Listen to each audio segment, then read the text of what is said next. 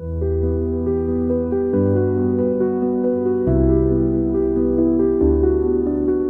behalf of the Bukidnon Tagalwanon Tribe, Balay-Balay City, and our other partner communities, we are greatly thankful to USAID for helping us achieve more economic and financial freedom through our participation in the World Bamboo Market.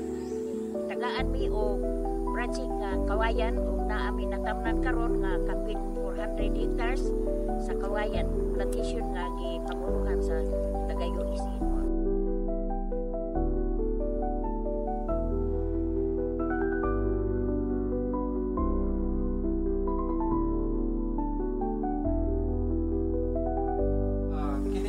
Project gwapo ni nga project kay na-involve gihapon gid ang mga women sa ani nga project kay sagara sa mga nagtrabaho diri is bana o kasawa gyud sila gid ang uban gid sila sa project kay halos sa mga kining area naa sila yung mga portion sa land ani nga sila nag-utilize.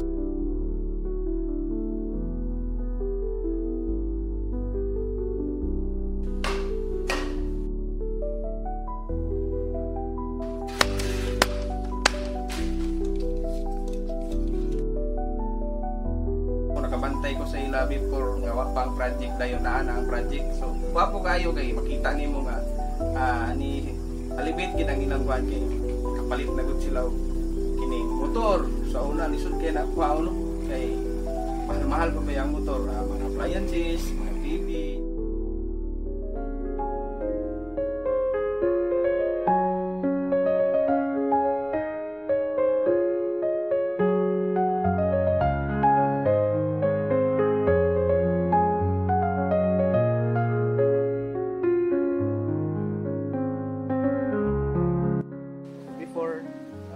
Becoming a evident problem because many people come here to swim in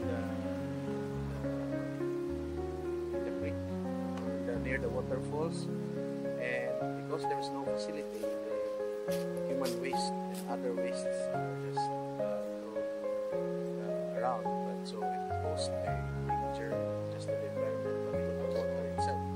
So our project here in the as you can see, the water here is really very abundant.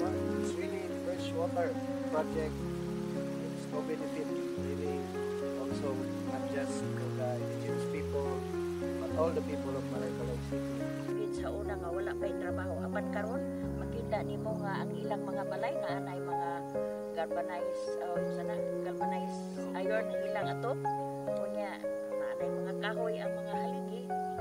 Makagamit na sila og maayong balay tungod kay naay mga trabaho. Kunya makakaon na sila katulong sa isa ka adlaw pinaagi sa tabang sa